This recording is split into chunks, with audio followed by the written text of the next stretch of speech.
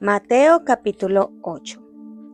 Cuando Jesús bajó de la ladera de la montaña, lo siguieron grandes multitudes.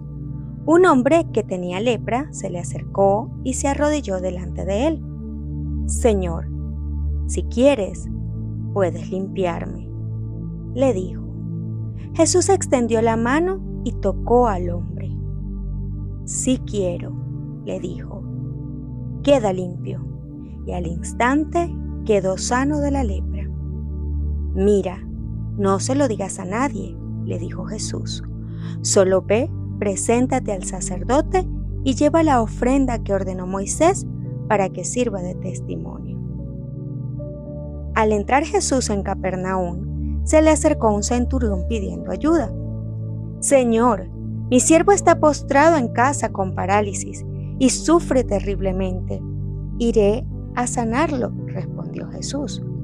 «Señor, no merezco que entres bajo mi techo, pero basta que digas una sola palabra y mi siervo quedará sano. Porque yo mismo soy un hombre sujeto a órdenes superiores, y además tengo soldados bajo mi autoridad. Le digo a uno, ve y va, y al otro, ven y viene. Le digo a mi siervo, haz esto y lo hace». Al oír esto, Jesús se asombró y dijo a quienes lo seguían: «Les aseguro que no he encontrado en Israel a nadie que tenga tanta fe. Les digo que muchos vendrán del oriente y del occidente y participarán en el banquete con Abraham, Isaac y Jacob en el reino de los cielos. Pero a los súbditos del reino se les echará fuera a la oscuridad, donde habrá llanto y rechinar de dientes». Luego, Jesús le dijo al centurión: «Ve, todo se hará tal como creíste». Y en esa misma hora aquel siervo quedó sano. Cuando Jesús entró en casa de Pedro, vio a la suegra de éste en cama con fiebre. Le tocó la mano y la fiebre se le quitó. Luego ella se levantó y comenzó a servirle. Al atardecer le llevaron muchos endemoniados y con una sola palabra expulsó a los espíritus y sanó a todos los enfermos. Esto sucedió para que se cumpliera lo dicho por el profeta Isaías: «Él cargó nuestras enfermedades y soportó nuestros dolores». Cuando Jesús vio a la multitud que lo rodeaba, dio orden de pasar al otro lado del lago. Se le acercó un maestro de la ley y le dijo: «Maestro, te seguiré a donde quiera que vayas». «Las zorras tienen madrigueras y las aves tienen nidos», le respondió Jesús, «pero el Hijo del Hombre no tiene dónde recostar la cabeza». Otro discípulo le pidió: «Señor, primero déjame ir a enterrar a mi padre». «Sígueme», le replicó Jesús, «y deja que los muertos entierren a sus muertos». Luego subió a la barca y sus discípulos lo siguieron. De repente se levantó en el lago una tormenta tan fuerte que las olas inundaban la barca. Pero Jesús estaba dormido. Los discípulos fueron a despertarlo. «Señor», gritaron, «sálvanos que nos vamos a ahogar». «Hombres de poca fe», les contestó, «¿por qué tienen tanto miedo?». Entonces se levantó y reprendió a los vientos y a las olas, y todo quedó completamente tranquilo. Los discípulos no salían de su asombro y decían: «¿Qué clase de hombre es este que hasta los vientos y las olas le obedecen?». Cuando Jesús llegó al otro lado, a la región de los Gadarenos, 2 endemoniados le salieron al encuentro de entre los sepulcros. Eran tan violentos que nadie se atrevía a pasar por aquel camino. De pronto le gritaron: «¿Por qué te entrometes, Hijo de Dios? ¿Has venido aquí a atormentarnos antes del tiempo señalado?». A cierta distancia de ellos estaba paciendo una gran manada de cerdos. Los demonios le rogaron a Jesús: «Si nos expulsas, mándanos a la manada de cerdos». «Vayan», les dijo, Así que salieron de los hombres y entraron en los cerdos. Y toda la manada se precipitó al lago por el despeñadero y murió en el agua. Los que cuidaban los cerdos salieron corriendo al pueblo y dieron aviso de todo, incluso de lo que les había sucedido a los endemoniados. Entonces, todos los del pueblo fueron al encuentro de Jesús y cuando lo vieron, le suplicaron que se alejara de esa región. Mateo capítulo 9. Subió Jesús a una barca, cruzó al otro lado y llegó a su propio pueblo. Unos hombres le llevaron un paralítico acostado en una camilla. Al ver Jesús la fe de ellos, le dijo al paralítico: «Ánimo, hijo, tus pecados quedan perdonados». Algunos de los maestros de la ley murmuraron entre ellos: «Este hombre blasfema».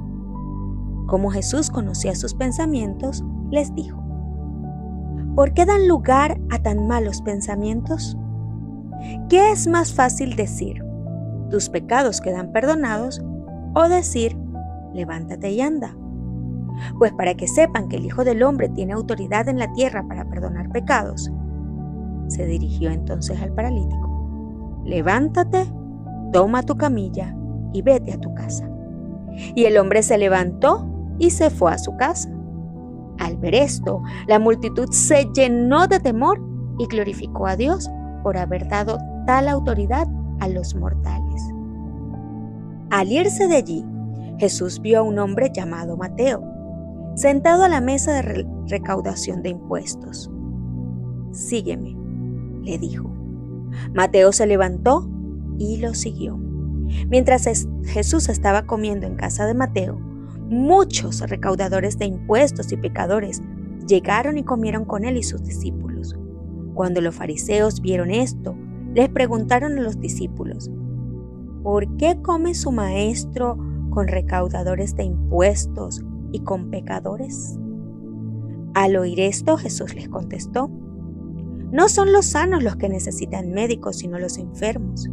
Pero vayan y aprendan lo que significa: lo que pido de ustedes es misericordia y no sacrificio, porque no he venido a llamar a justos, sino a pecadores. Un día se le acercaron los discípulos de Juan y le preguntaron: ¿cómo es que nosotros y los fariseos ayunamos, pero no así tus discípulos? Jesús le contestó: ¿acaso pueden estar de luto los invitados del novio mientras él está con ellos? Llegará el día en que se les quitará el novio. Entonces sí ayunarán. Nadie remienda un vestido viejo con un retazo de tela nueva, porque el remiendo fruncirá el vestido y la rotura se hará peor. Ni tampoco se echa vino nuevo en odres viejos. De hacerlo así, se reventarían los odres.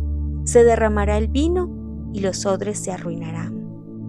Más bien, el vino nuevo se echa en odres nuevos, y así ambos se conservan.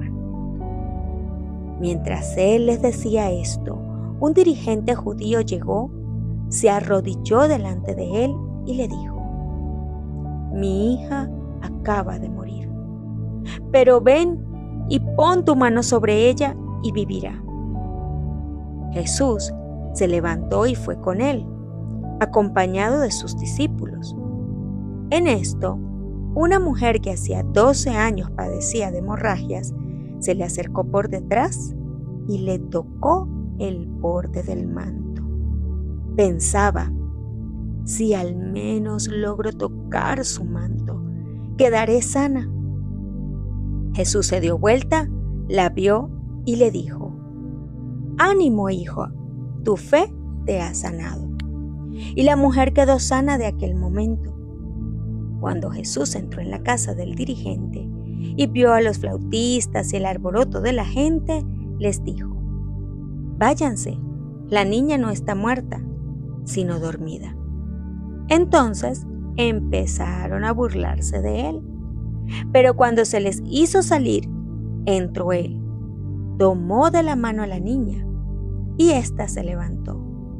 La noticia se divulgó por toda aquella región. Al irse Jesús de allí, 2 ciegos lo siguieron gritándole: «Ten compasión de nosotros, hijo de David».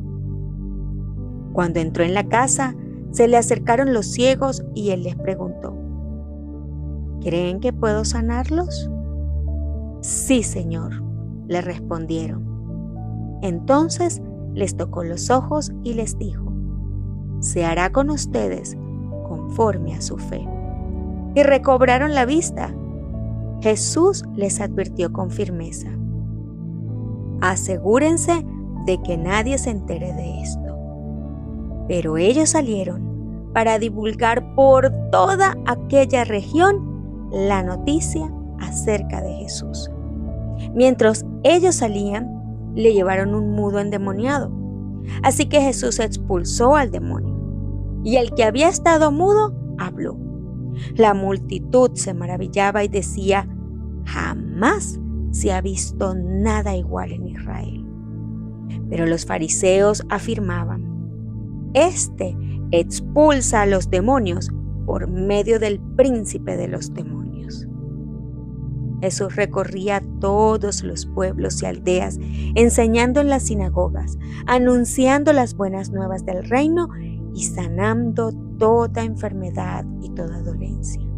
Al ver a las multitudes, tuvo compasión de ellas, porque estaban agobiadas y desamparadas como ovejas sin pastor. La cosecha es abundante, pero son pocos los obreros, les dijo a sus discípulos. Pídanle por tanto al Señor de la cosecha que envíe obreros a su campo. Lucas capítulo 7. Cuando terminó de hablar al pueblo, Jesús entró en Capernaum. Había allí un centurión cuyo siervo, a quien él estimaba mucho, estaba enfermo a punto de morir. Como oyó hablar de Jesús, el centurión mandó a unos dirigentes de los judíos a pedirle que fuera a sanar a su siervo. Cuando llegaron ante Jesús, le rogaron con insistencia: «Este hombre merece que le concedas lo que te pide. Aprecia tanto a nuestra nación que nos ha construido una sinagoga». Así que Jesús fue con ellos. No estaba lejos de la casa cuando el centurión mandó unos amigos a decirle: «Señor, no te tomes tanta molestia, pues no merezco que entres bajo mi techo. Por eso ni siquiera me atreví a presentarme ante ti. Pero con una sola palabra que digas, quedará sano mi siervo. Yo mismo obedezco órdenes superiores y además tengo soldados bajo mi autoridad. Le digo a uno: ve y va, y al otro: ven y viene. Le digo a mi siervo: haz esto, y lo hace». Al oírlo, Jesús se asombró de él y, volviéndose a la multitud que lo seguía, comentó: «Les digo que ni siquiera en Israel he encontrado una fe tan grande». Al regresar a casa, los enviados encontraron sano al siervo. Poco tiempo después, Jesús, en compañía de sus discípulos y de una gran multitud, se dirigió a un pueblo llamado Naín. Cuando ya se acercaba a las puertas del pueblo, vio que sacaban de allí a un muerto, hijo único de madre viuda. La acompañaba un grupo grande de la población. Al verla, el Señor se compadeció de ella y le dijo: «No llores». Entonces se acercó y tocó el féretro. Los que lo llevaban se detuvieron y Jesús dijo: «Joven, te ordeno que te levantes». El muerto se incorporó y comenzó a hablar, y Jesús se lo entregó a su madre. Todos se llenaron de temor y alababan a Dios. «Ha surgido entre nosotros un gran profeta», decían. «Dios ha venido en ayuda de su pueblo». Así que esta noticia acerca de Jesús se divulgó por toda Judea y por todas las regiones vecinas. Los discípulos de Juan le contaron todo esto. Él llamó a 2 de ellos y los envió al Señor a preguntarle: ¿eres tú el que ha de venir o debemos esperar a otro?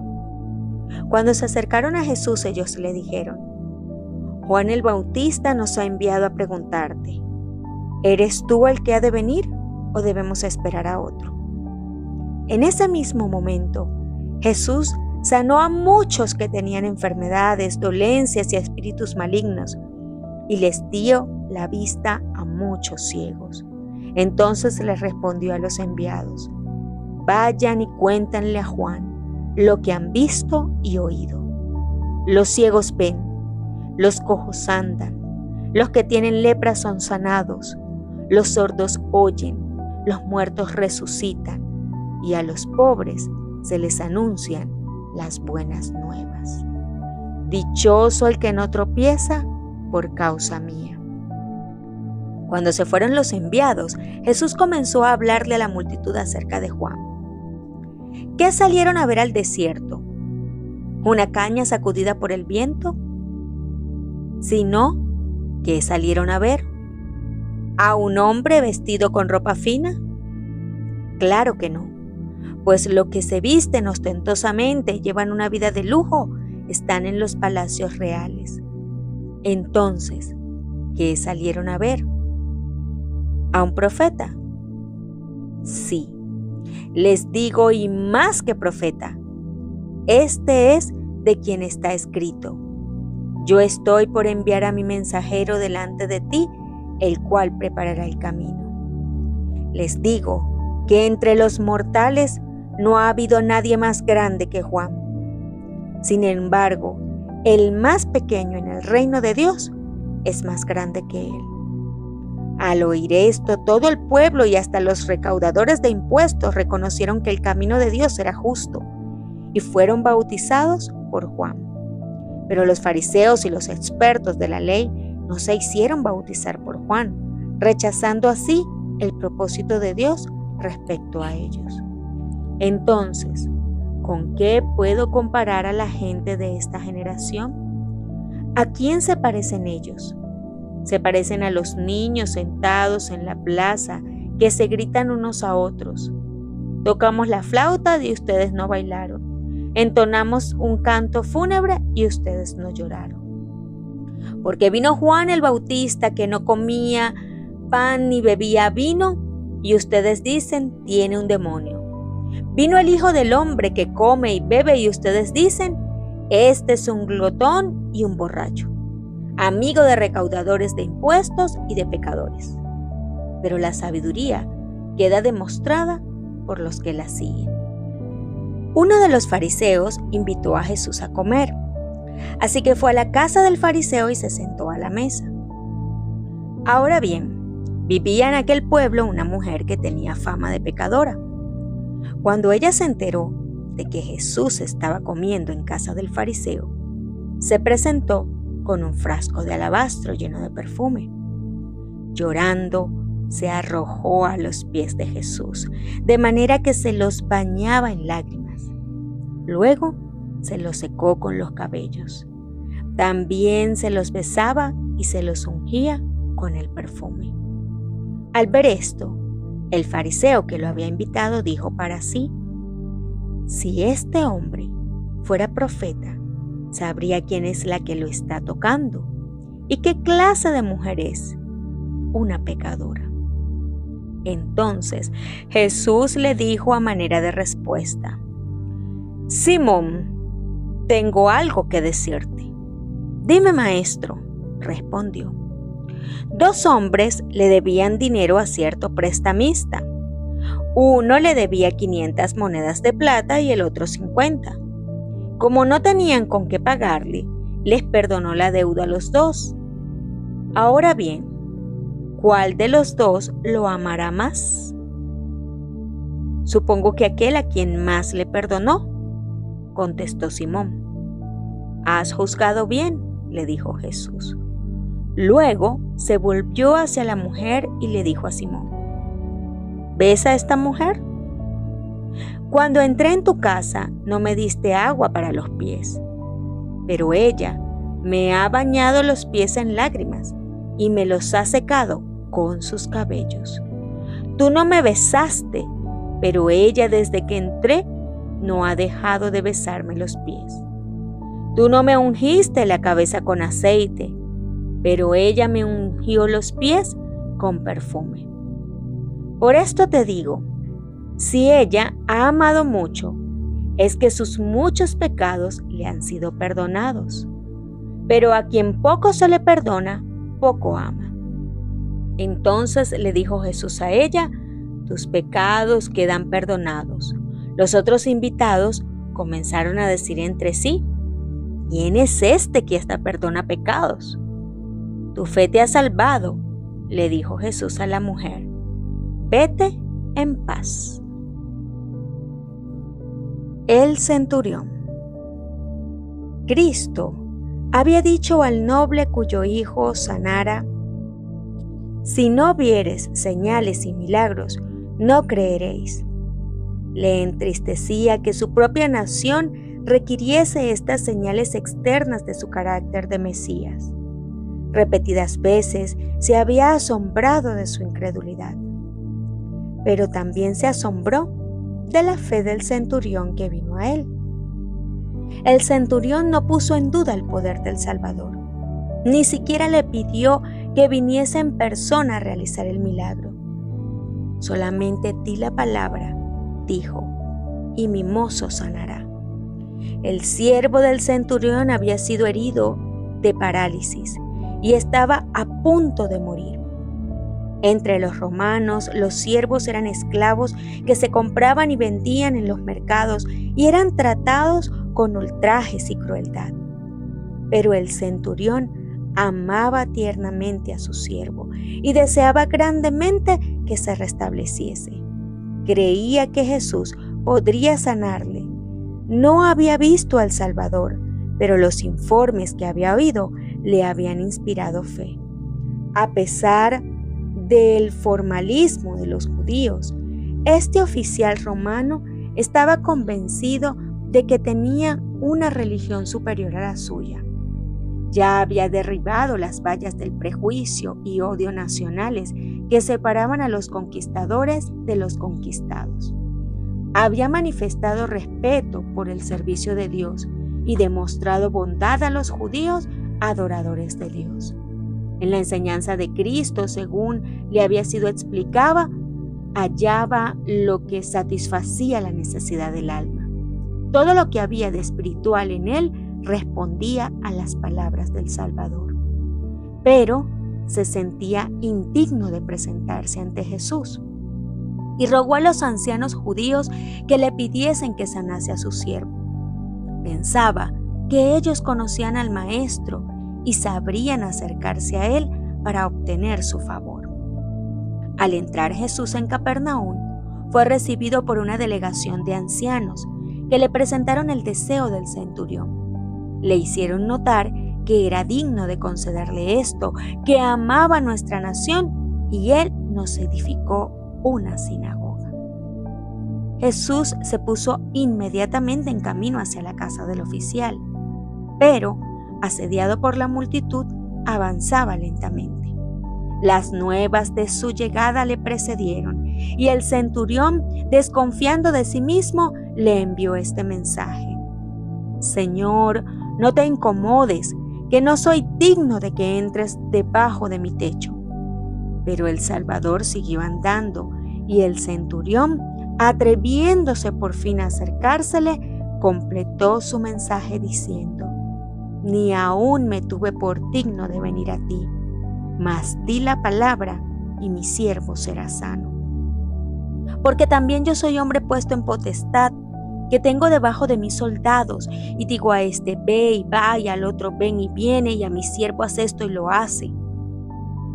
Como represento el poder de Roma y mis soldados reconocen mi autoridad como suprema, así tú representas el poder del Dios infinito, y todas las cosas creadas obedecen tu palabra. Puedes ordenar a la enfermedad que se aleje y te obedecerá. Puedes llamar a tus mensajeros celestiales y ellos impartirán virtud sanadora. Pronuncia tan solo la palabra y mi siervo sanará. Lo cual, oyendo Jesús, se maravilló de él, y vuelto dijo a las gentes que le seguían: Os digo que ni aun en Israel he hallado tanta fe. Y al centurión le dijo: Como creíste, te sea hecho. Y su mozo fue sano en el mismo momento. Los ancianos judíos que recomendaron el centurión a Cristo habían demostrado cuánto distaban de poseer el espíritu del Evangelio. No reconocían que nuestra gran necesidad es el único que nos da derecho a la misericordia de Dios. En su propia justicia, alababan al centurión por los favores que había manifestado a nuestra nación. Pero el centurión dijo de sí mismo: No soy digno. Su corazón había sido conmovido por la gracia de Cristo. Veía su propia indignidad, pero no temió pedir ayuda. No confiaba en su propia bondad. Su argumento era su gran necesidad. Su fe echó mano de Cristo en su verdadero carácter. No creyó en él meramente como un taumaturgo, sino como en el amigo y salvador de la humanidad. Así es como cada pecador puede venir a Cristo, no por obras de justicia que nosotros habíamos hecho, mas por su misericordia nos salvó. Cuando Satanás nos dice que somos pecadores y que no podemos esperar recibir la bendición de Dios, digámosle que Cristo vino al mundo para salvar a los pecadores. No tenemos nada que nos recomiende a Dios, pero la súplica que podemos presentar ahora y siempre es la que se basa en nuestra falta absoluta de fuerza, la cual hace de su poder redentor una necesidad. Renunciando a toda dependencia de nosotros mismos, podemos mirar la cruz del Calvario y decir: ningún otro asilo hay. Indefenso acudo a ti. Desde la niñez, los judíos habían recibido instrucciones acerca de la obra del Mesías. Habían tenido las inspiradas declaraciones de patriarcas y profetas y la enseñanza simbólica de los sacrificios ceremoniales. Pero habían despreciado la luz y ahora no veían en Jesús nada que fuese deseable. Pero el centurión, nacido en el paganismo y educado en la idolatría de la Roma imperial, adiestrado como soldado, aparentemente separado de la vida espiritual por su educación y ambiente, y aún más por el fanatismo de los judíos y el desprecio de sus propios compatriotas para con el pueblo de Israel, percibió la verdad a la cual los hijos de Abraham eran ciegos. No guardó para ver si los judíos mismos recibirían a aquel que declaraba ser su Mesías. Al resplandecer sobre él la luz de la verdadera que alumbraba a todos los hombres que vienen a este mundo, aunque se hallaba lejos, había discernido la gloria del Hijo de Dios. Para Jesús, ello era una prenda de la obra que el Evangelio iba a cumplir entre los gentiles. Con gozo miró anticipadamente a la congregación de almas de todas las naciones de su reino. Con profunda tristeza describió a los judíos lo que les acarrearía al rechazar la gracia. Os digo que vendrán muchos del oriente y del occidente, y se sentarán con Abraham e Isaac y Jacob en el reino de los cielos. Mas los hijos del reino serán echados a las tinieblas de afuera. Allí será el lloro y el crujir de dientes. Oh, cuántos hay que se están preparando la misma fatal desilusión, mientras las almas que estaban en las tinieblas del paganismo aceptan su gracia. ¿Cuántos hay de los países cristianos sobre los cuales la luz resplandece solamente para ser rechazada? A unos 30 kilómetros de Capernaum, en una altiplanicie que dominaba la ancha y hermosa llanura de Esdraelón, se hallaba la aldea de Naín, hacia la cual Jesús encaminó luego sus pasos. Le acompañaban muchos de sus discípulos, con otras personas, y a lo largo de todo el camino la gente acudía deseosa de oír sus palabras de amor y compasión. trayéndole sus enfermos para que los sanase y siempre con la esperanza de que el que ejercía tan maravilloso poder se declararía rey de Israel. Una multitud le rodeaba a cada paso, pero era una muchedumbre alegre y llena de expectativa la que le seguía por la senda pedregosa que llevaba hacia las puertas de la aldea montañesca. Mientras se acercaban, vieron venir hacia ellos un cortejo fúnebre que salía de las puertas. A paso lento y triste se encaminaban hacia el cementerio. En un féretro abierto, llevado al frente, se hallaba el cuerpo del muerto, y en derredor de él estaban las plañideras, que llenaban el aire con sus llantos. Todos los habitantes del pueblo parecían haberse reunido para demostrar su respeto al muerto y su solidaridad hacia sus afligidos deudos. Era una escena propia para despertar compañerismo. El muerto era el hijo unigénito de su madre viuda. La solitaria, doliente, iba siguiendo a la sepultura a su único apoyo y consuelo terrenal. Y como el Salvador la vio, compadecióse de ella. Mientras ella seguía ciegamente llorando sin notar su presencia, él se acercó a ella y amablemente le dijo: «No llores». Jesús estaba por cambiar su pesar en gozo, pero no podía evitar esta expresión de tierna simpatía.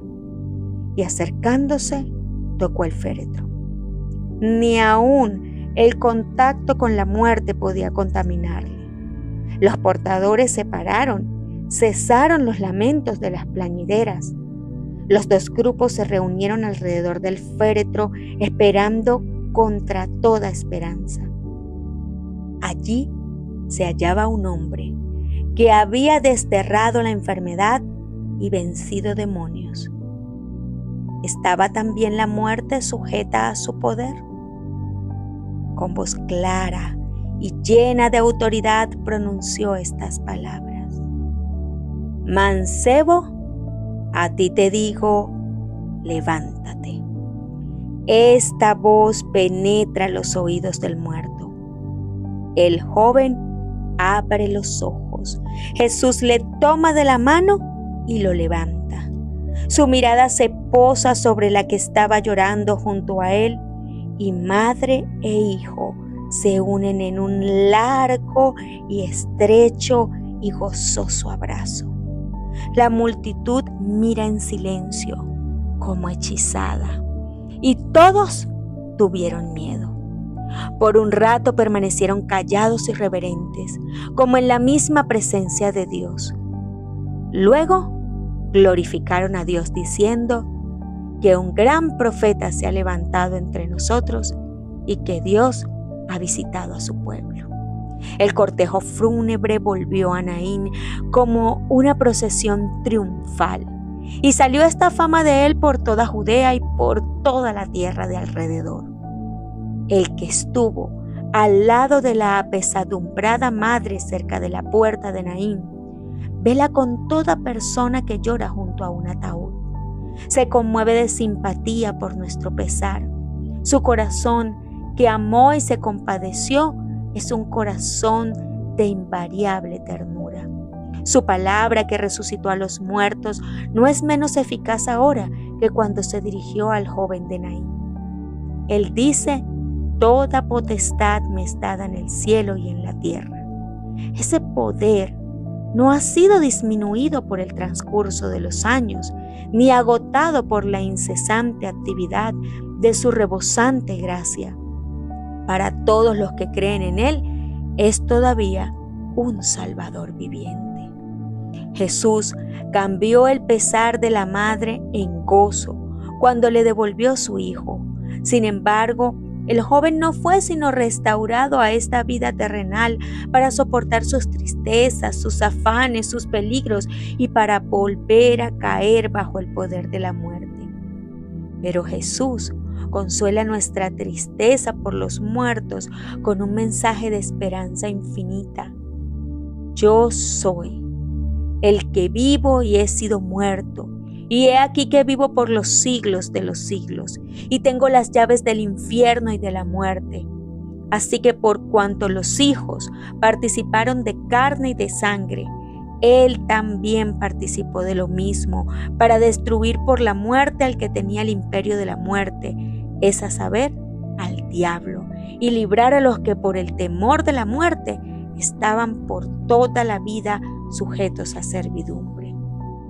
Satanás no puede retener a los muertos en su poder cuando el Hijo de Dios les ordena que vivan. No puede retener en la muerte espiritual a una sola alma que con fe reciba la palabra de poder de Cristo. Dios dice a todos los que están muertos en el pecado: despiértate, tú que duermes, y levántate de los muertos. Esta palabra es vida eterna. Con la palabra de Dios que ordenó al primer hombre que viviese, sigue dándonos vida como la palabra de Cristo. Mancebo, a ti te digo, levántate. Dio la vida al joven de Naín. Así también aquella palabra, levántate de los muertos, es vida para el alma que la recibe. Dios nos ha librado de la potestad de las tinieblas y trasladado al reino de su amado Hijo. En su palabra, todo nos es ofrecido. Si la recibimos, tenemos liberación. Y el Espíritu de aquel que levantó de los muertos a Jesús mora en nosotros. El que levantó a Cristo Jesús de los muertos vivificará también nuestros cuerpos mortales por su Espíritu que morará en vosotros. Porque el mismo Señor, con aclamación, con voz de arcángel y con trompeta de Dios, descenderá del cielo, y los muertos en Cristo resucitarán primero. Luego nosotros, los que vivimos, los que quedamos, juntamente con ellos, seremos arrebatados en las nubes a recibir al Señor en el aire, y así estaremos siempre con el Señor. Tales son las palabras de consuelo con que Él nos invita a que nos consolemos unos a otros.